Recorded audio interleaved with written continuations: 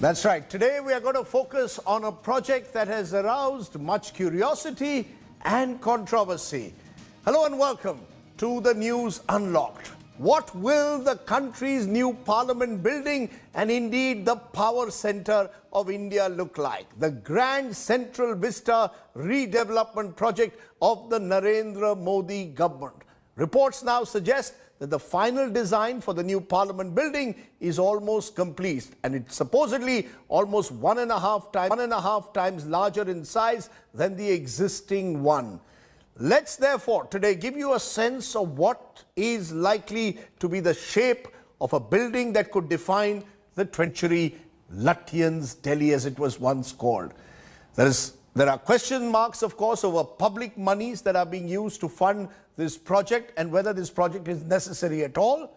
I spoke on all those issues to the Minister for Housing and Urban Affairs, Hardeep Singh Puri. But before that, let's take a look at what the vision 2020 is of the new Parliament building.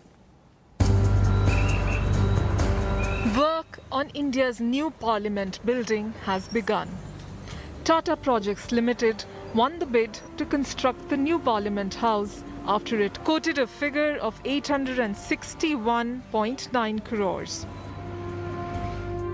The new Parliament building is one of the first projects to be finalized, and so the construction has begun. This is part of Modi government's ambitious Central Vista redevelopment project. Estimated to have an overall price tag of around 20,000 crores, the entire Central Vista plan has seen many citizen groups raise objections. A major point of contention has been the lack of openness in the way the entire planning and execution is being done. The objectors say that the area being redeveloped is part of India's public heritage. The charge has also been that the central government has been changing the land use of accessible public land without public consultation. The Supreme Court has reserved its order on the Central Vista project. Construction work at the new Parliament building, however, has already begun. The remodeling, the reconstruction of the new Parliament building, the outer wall, in fact, the outer boundary of the new Parliament building, work has already started here. Tata Project believes they'll be able to complete the new building by 2022.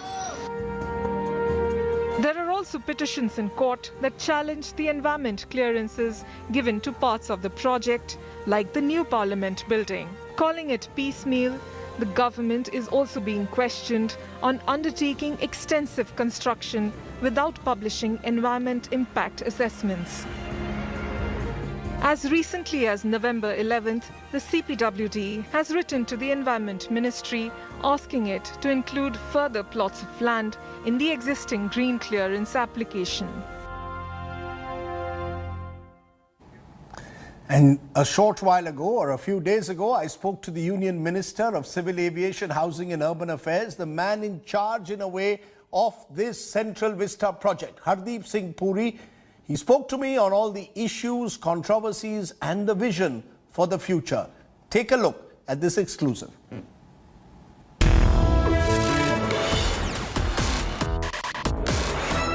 Mr. Puri, the big question is, the critics are saying that this is an opaque project, that the government has not consulted stakeholders, architects, the public, the citizenry who will be affected by the changing nature of urban Delhi and the power center of Delhi. Anyone who's saying he has not been consulted, all right, my answer is either you have been consulted or we are happy to consult you now. We have had stakeholder consultations with the entire community of urban planners, architects. I have personally hosted luncheons. I have hosted meetings here with people. But more than that, we are going to very soon, in the very next few days, have a website which will have all, this is an evolving project. We are the first segment which we are dealing with is the new Parliament House, all right? On the Parliament House, we've consulted, we've had letters written by the honorable speakers, not the present one, the previous one.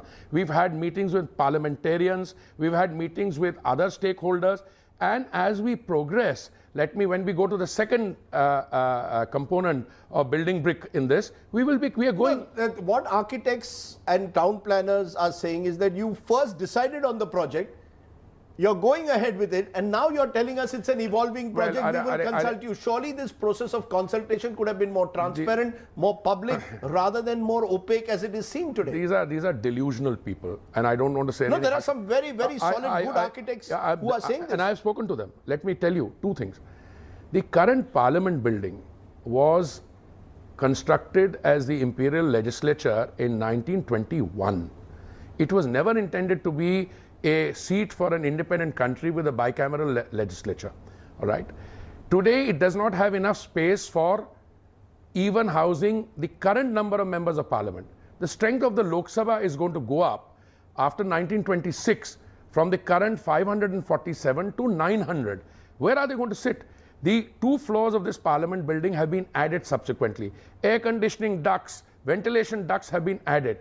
Now, is any architect or town planner telling me that we have to wait? Do they have a veto on this? The building is going to fall. When this did you consult the parliamentarians? Did you consult Parliament? Why didn't Parliament debate the idea of having a new Parliament building? Well, let's see. 1 minute. It was a demand from Parliament. There's nobody saying not have a building. The Speaker has had consultation. The presiding officer of the But the plans have not been shared with them. 1 minute. First of all, is one thing. Were the plans shared? Let me. When we met parliamentarians, let me give you two more crucial pieces of evidence. Rajdeep, when the building was constructed in the seismic zone, the Parliament building fell in zone 2. Today it is in zone 4. And by the time it's going to be constructed, it may well be zone 5. What do these people who are talking? They want a veto on it? They want to wait till the building falls on their head? Look, it's a very simple issue. Government needs, any independent country needs a Parliament building. And the decision for a new Parliament came from Parliament itself. The Honorable Speaker of the Lok Sabha has had meetings with parliamentarians. Some ideas came out. Many of them we took on board. When I speak to the architects and town planners, what they seem to suggest is that the central Vista will become this power center with like a security zone, cut the public out from the politicians even further. The netas will become Maharajas. And in a way, you're cutting off, therefore, people from a piece of land that they see as public land. How do you respond to this allegation? This is complete hogwash. Where, as the plans unfold, you'll say that the public areas will expand from a minimum of 30% expansion, and there will be better utilization of space. You will see that happening in a number of ways. Let me start by telling you that what is currently the central Vista, that central area, that will expand, number one. More open to the public. The current North Block, South Block will be open to, just now they're not open to the public. It has the main ministries, on the one hand, Prime Minister's Office, External Affairs, Defense, on the other side, Finance and Home, or rather Home and Finance. Look, just allow this to evolve. And as I said, periodically, well, some architects professionally think they should have been consulted. I fully respect that.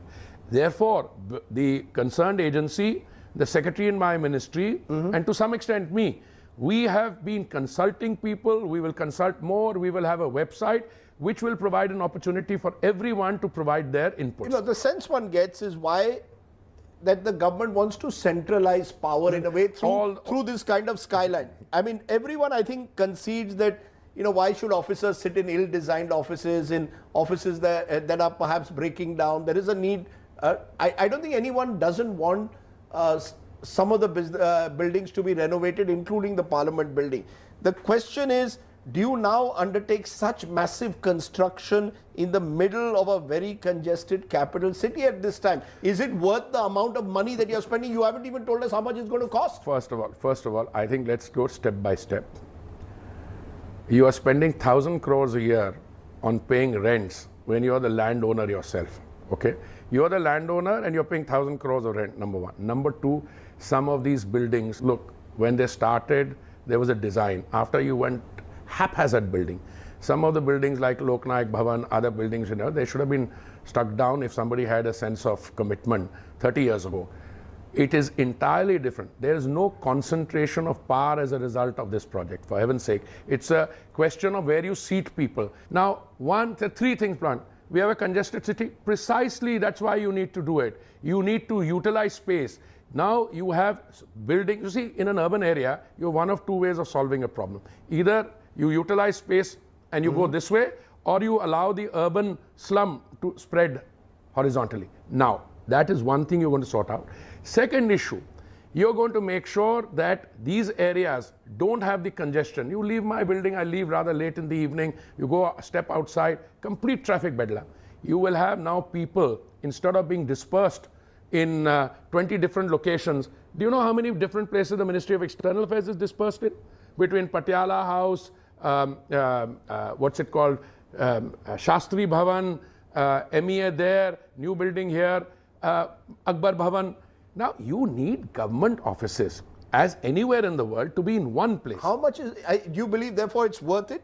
The amount of money we are told, it's a cost figures saving. from 12,000 crores to 20,000 crores. First of all, we were given figures of thousands of crores. You know, the Parliament building work order has been given. There were 3 top-class companies which competed. 2 of them were very close in terms of... Tata's was there, L&T was there, I don't remember. Palanji was there. These were the 3, and 2 of them bid. I don't remember. And the one which has got it, Tata's. Very close to that. What is it? 800 crores. So Tata's is doing it for 800 crores, but that's just the Parliament building. If you're talking about the entrance, the figures that have come in the papers so far is 20,000 crores. Well, I'll tell you something. Are these exaggerated figures? Well, first of all, I don't know where these figures are coming from. For number one, every budget of every ministry has to provide for that. It's a 5-6 year period. It's not as if the whole Central Vista, you conceive of it one day and tomorrow morning it gets built. As I said, the Parliament building will be ready. Construction will start in the month of December, because you have to clear that area, etc., move people elsewhere. By December, the construction, hopefully, there will be an inauguration, foundation stone start by 2022, and then we will be moving step by step. You don't want to tell me the amount at the moment. Well, you know, is this the time? Is it misplaced priorities? Is what your critics say? You know, when you are in an economic difficulty, I don't want to make the counter argument. You should be indulging in capital expenditure. It's been done all over the world. In fact, I look at my airports. You know, when we're talking about in another context with you on the same problems you have on the farm bill, this will happen that. Same arguments were given on the airport.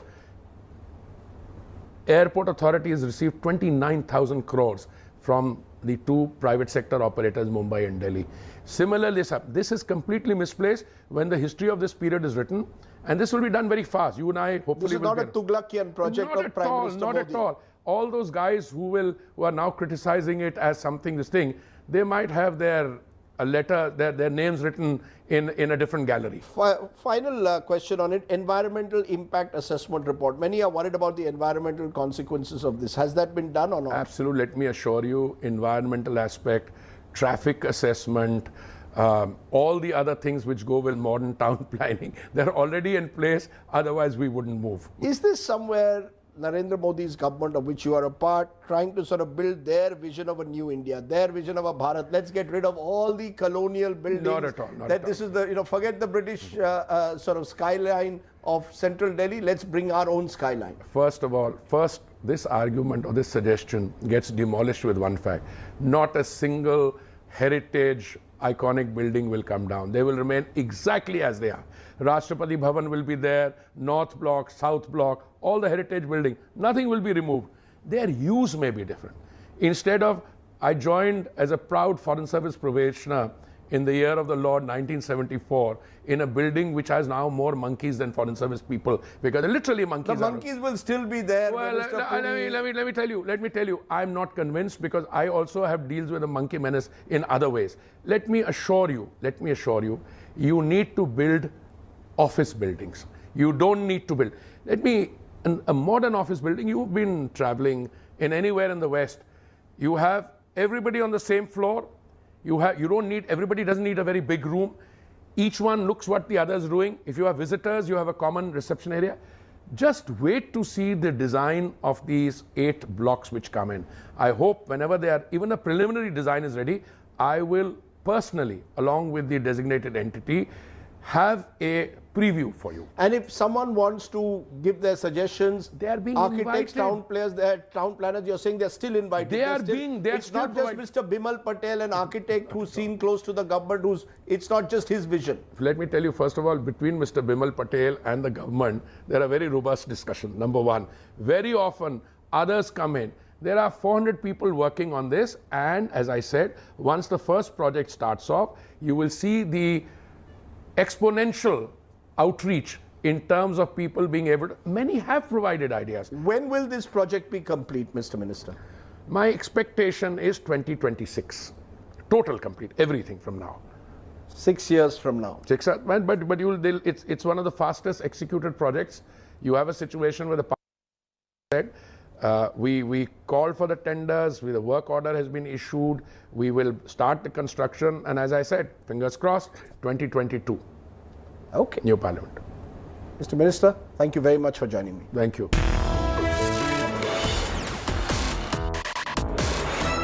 So construction for the new Parliament building to start in December this year, completed by 2022, 75 years of Indian independence. That's what the Minister Hardeep Singh Puri has now confirmed to India today. I want to now go to a guest who's joining us, Madhav Raman, architect, urbanist, and someone who's been one of the critical voices. You finally heard the Minister, Madhav. How do you react to what the Minister said? He said, look, old buildings, they need to be refurbished. We need a new Parliament. There's a requirement of space. We will have a website where all information will be provided. Even now, if you have suggestions, we are willing to take them on board. How do you respond? Well, thank you for having me, Rajdeep. I think the Honorable Minister said a lot of things, including referring to many of my colleagues as, and myself, I guess, as being delusional. So I'll accept that with humility. But I think his interview with you has perhaps been the first discussion officially from the government in public domain about the nature of this project. Other than whatever filings have happened as part of the environmental clearance and maybe in the court hearings, there is no information. Now, he very clearly said it's an evolving project.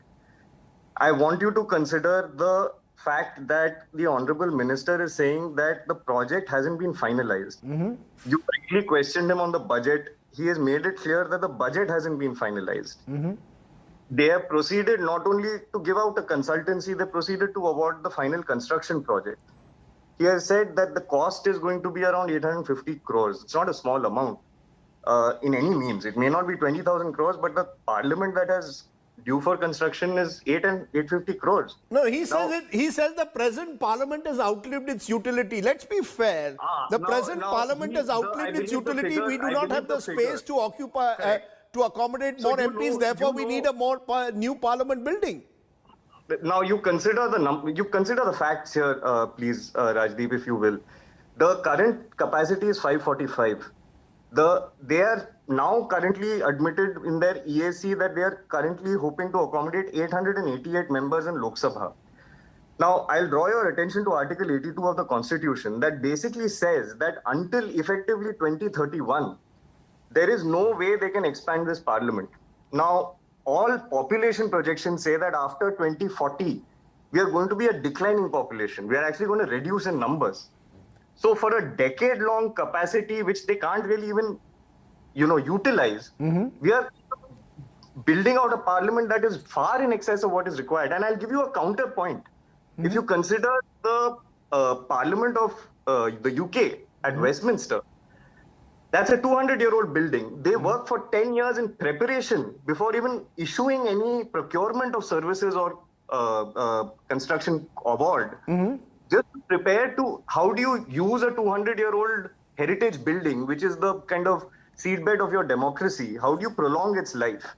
No, they're saying they will, Madhav, importantly, the minister today has said that they will not touch the heritage building. The heritage buildings will remain where they are. Their use may change. These were his exact words. He's not demolishing any existing heritage building. Honorable Minister has read history in Delhi University at Hindu College, both as his bachelor's and master's, and gone on to teach at St. Stephen's. So for a man of history, he's got a very funny way of looking at built heritage. Because built heritage is not just a building. It's got to do with the entire precinct of Parliament.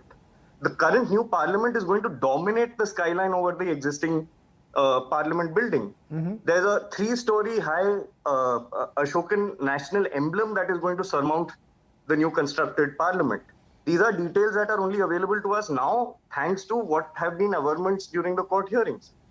So my point is, in his openness, he's postponing it to a website where consultations will be held. He says he personally holds consultations. Those are closed-door consultations. I'm not speaking as an architect here. I'm speaking as a citizen. Surely, even Amravati, when they were planning the new capital complex at Amravati, they held public exhibitions of the entries. These are not things to be, I mean, if you're building something for a democratic core national space, the underlying underpinnings have to be democratic. On one hand, you have... When you say democratic, explain... No, when you say that you expect that the entire Central Vista redevelopment project needs to be democratic, the minister is saying that he is open to suggestions. You have suggestions, please come on our website. We are happy to hold meetings, consultations with experts. What is your definition of democratic that doesn't fit in with what the minister is saying? The project has not proceeded in any way or means in a legal manner so far. That is why you have 9 challenges in the courts right now. So to say that we are proceeding, he not once mentioned that they are awaiting the court's reserved judgment in his interview. So that's a very funny position to hold, that we are going to continue I mean, are we attempting a fait accompli here? Because, in all fairness, one should await the order. There are some serious challenges, including constitutional challenges to the participatory nature of our democracy. Because he has clearly said on the program, he's clearly said on the program today, Madhav, when you're saying, he's saying that we are going ahead with the construction from December. Yes, I'm sure, but my point is there should be an added caveat and awaiting judicial order to go ahead. It's not just a schedule of a project. The basic problem is the project master plan seems to be changing our development regulatory legal master plan. The master plan of Delhi is being completely shred to bits just to process this project in this kind of post-haste manner. So can I ask? Pre-arrived conclusions, like the figure of 888 Lok Sabha MPs is out of thin air. I mean, it almost seems like it's a numerological decision. Well, that after all, the Delimitation Act is in place. You have to have a delimitation commission. You have to consult the states. We need to not only reflect the numbers, but also the contributions the states make to lawmaking. That's a fair point, but I want to ask you in conclusion, Madhav, if you were to give one piece of advice to the minister, since you've now heard him for the first time talking about the project in some detail, what would that advice be? You see, all these issues that he has raised about earthquake problems, structural problems, space problems, he claims there are detailed studies. There is not even a whisper of it, neither in the public domain nor in court. And the matter is now reserved for final judgment. So if not now, if we don't have it now, what is the point of having consultation post-fact? So your advice to him is put everything... They already had enough government land. Can I just say that without this takeover of public land, enough government was under government use in the Central Vista area to satisfy their requirement of 50,000 administrative officers